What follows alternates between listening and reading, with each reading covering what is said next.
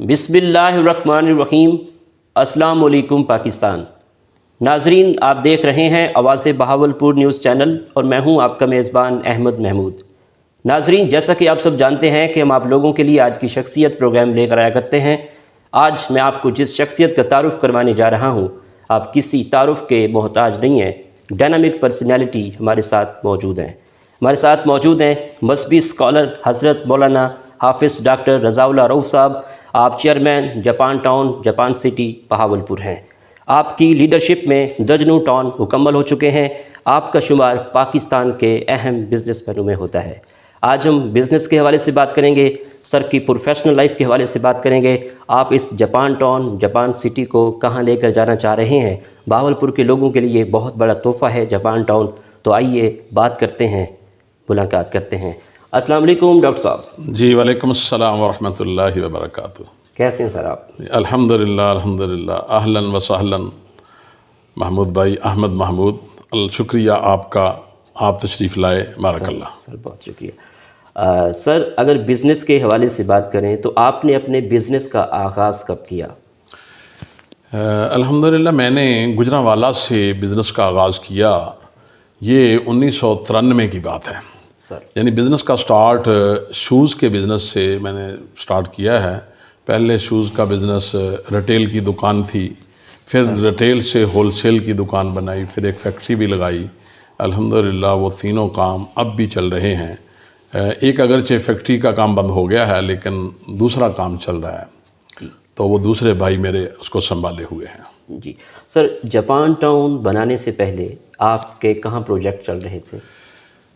یہ Japan town بنانے سے پہلے ہم نے الحمدللہ گجرانوالہ میں، حافظ آباد میں اور ایسے ہی ملتان میں 3 مقامات پہ، ایک ملتان ٹریڈ سینٹر، ایک گولف سٹی، ایک ملتان ٹریڈ زون، 3 جگہوں پہ ہم نے بنایا۔ اور پھر آگے ڈیرہ غازی خان میں، ڈیرہ غازی خان کے بعد پھر دوبارہ ہم آئے اس شہر میں بہاولپور میں۔ یہ مجھے بہت اچھا لگا، شہر بھی اچھا ہے، شہر کے لوگ بھی اچھے ہیں، اور بالخصوص میڈیا والے ایک اپنا ہی وہ نام رکھتے ہیں۔ اللہ تعالیٰ آپ کو، آپ جیسے مثبت کردار والے لوگوں کو ہمت اور حوصلہ دے، ہم ان کے ساتھ ہیں۔ سر بہت شکریہ۔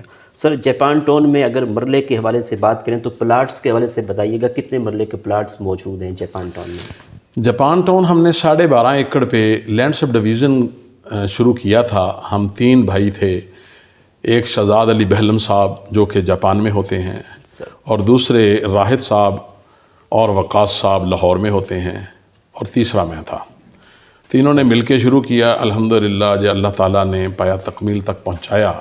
اس کے بعد پھر ہم نے اس کے ساتھ ہی 84 کنال ساتھ اور اضافہ کیا، اس کا Japan city land subdivision کے نام سے اس کو بنایا اور اس کا NOC لیا۔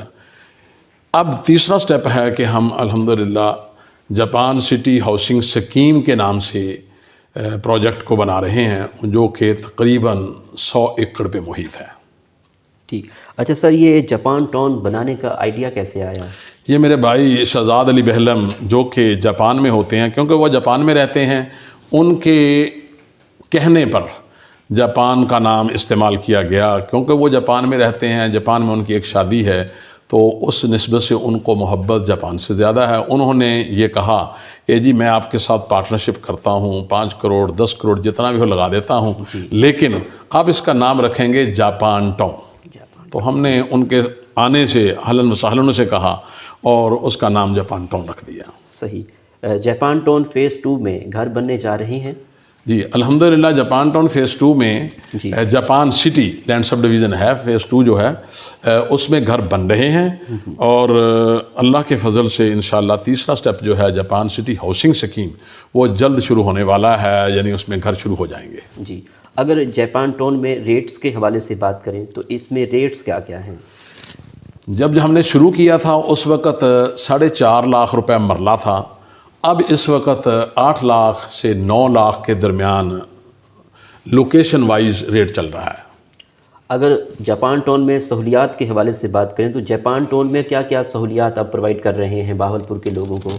ہاں جی الحمدللہ جاپان ٹاؤن میں مکمل سہولیات جیسے کہ بحریہ میں ہوتی ہیں، DHA میں ہوتی ہیں، سیکورٹی کا نظام، اچھا روڈ سٹرکچر اور بہترین پارکس یہ ہم نے دی، اور اب پیچھے ایک بہت بڑا انشاءاللہ پارک بنائیں گے جو کہ لوگوں کے لیے بہت سی اس میں سہولیات ہوں گی، جھولے ہوں گے، بہترین طریقے سے وہ ڈیزائن کر رہے ہیں، اور لاہور کی ایک بہت بڑی کمپنی وہ ڈیزائن کر رہی ہے، انشاءاللہ جلد اس کو انسٹال کیا جائے گا۔ جی سر، آپ بزنس مین ہیں، پاکستان میں آپ کا ایک نام ہے، تو بزنس مینوں کے کیا مسائل ہیں جو آپ چاہتے ہوں کہ حل ہو جائیں؟ یہ ریئل اسٹیٹ ایک ایسا بزنس ہے احمد بھائی، میں تو اس میں کہوں گا ہمارے احباب جو ہیں صاحب اقتدار، وزیر اعظم صاحب، وزیر اعلیٰ مریم نواز، اور میرے آرمی چیف، میں ان کو آرمی چیف اپنے کہتا ہوں کیونکہ میرے ملک کے سربراہ ہیں اس وقت، اس فوج کے سربراہ ہیں جس فوج کو پوری دنیا میں اس وقت یوں کہا جائے گا کہ اگر فوج کوئی سب سے زیادہ اچھی اور اچھی مینج کرنے والی ہے تو وہ پاکستان کی فوج ہے۔ تو جنرل عاصم منیر صاحب قرآن کے حافظ ہیں، ان کے لیے تو میں اکثر یہ لفظ بولا کرتا ہوں، وہ جنرل عاصم منیر ساڈی جند ساڈی جان، کیونکہ وہ حافظ قرآن ہے۔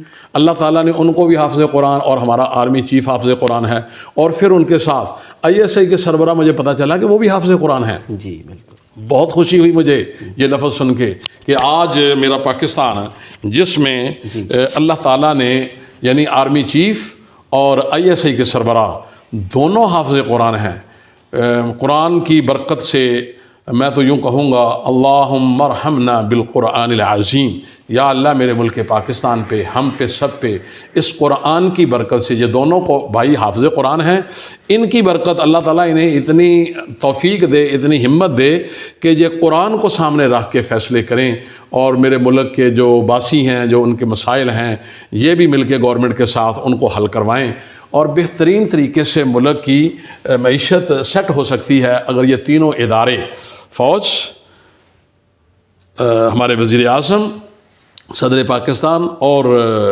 یہ ہماری کیا اس کو کہتے ہیں جوڈیشلی یعنی چیف، اگر یہ مل کے فیصلے کریں تو انشاءاللہ کوئی وہ وقت دور نہیں کہ جب ہمارا ملک بہت ترقی کے، جیسے کہ ہمارے وزیر اعظم نے یہ کہی بات کہ اڑان پاکستان، یعنی 2025 میں پاکستان بہت بلندیوں کو چھوئے گا، ہم امید رکھتے ہیں انشاءاللہ۔ اس میں تو میں یوں ہی کہوں گا اپنی قوم کو، اپنے بھائیوں کو کہ پیوستہ رہ شجر سے امید بہار رکھ۔ بالکل۔ اچھا سر، جو لوگ جاپان ٹاؤن میں گھر لینا چاہتے ہیں ان کے لیے as a chairman Japan town آپ کا کیا میسیج ہے؟ دیکھیں، کچھ لوگ ہمارے متعلق کچھ خبریں خام خواہ غلط بنا رہے ہیں، اللہ تعالیٰ ان کو ہدایت بھی دے۔ ہم نہ تو کسی کا پیسہ ضائع ہونے دیں گے، نہ ہم کسی کو ضائع خود کریں گے، نہ ہونے دیں گے انشاءاللہ۔ تھوڑا سا ملکی مسائل اور پراپرٹی کا کچھ یہ 2 سال سے ڈاؤن فال کی وجہ سے، میں اکیلے ہم نہیں بلکہ پورے پراپرٹی والے ڈاؤن فال میں چل رہے تھے، اور مجھے یقین ہے کہ یہ 2025 ایک اڑان کا سال جو ہے اس سے بہت بہتری آئے گی۔ اللہ تعالیٰ اس میں ہمارے جو سیاسی لوگ ہیں، PTI والے ہوں، نون لیگ والے ہوں، پیپلز پارٹی والے ہوں، یا کوئی اور بھی جماعت ہے، سبھی مل کے اتفاق رائے سے چلیں تو اس میں بہت بڑی، یہ ملک پاکستان ایک بہت بڑی طاقت بنے گا، اور مجھے یقین ہے کہ یہ وہ طاقت بننے کی طرف بڑھ رہا ہے۔ اور اس میں میسیج یوں دوں گا اپنے سیاسی ورکروں کو کہ فوج ہے تو ریاست ہے، ریاست ہے تو سیاست ہے، سیاست تب بھی چلے گی جب ہم مل کے سارے اتفاق رائے کریں گے۔ اگرچہ دیکھیے اس میں یوں بات بھی کہی جائے، ہر ایک بندے کا کوئی نہ کوئی محبوب ہوتا ہے۔ بہت سارے لوگ عمران خان سے محبت کرتے ہیں، بہت سارے لوگ نواز شریف، شہباز شریف سے محبت کرتے ہیں، اور بہت سارے پیپلز پارٹی زرداری صاحب سے اور ان کے بیٹے سے بھی محبت کرتے ہیں۔ ہر ایک کی اپنی محبت ہے، ہر ایک کا اپنا آئیڈیل یا لیڈر ہے، تو لیکن یہ نہیں کہنا چاہیے کہ بھی یہ کیوں کرتا ہے، ہر ایک کی محبت اپنی جگہ پہ، لیکن جب ملک کا مفاد آ جائے سب کو ایک ہو جانا چاہیے، ایک قوم، ایک ملت، ایک ملک۔ جی سر، بہت شکریہ۔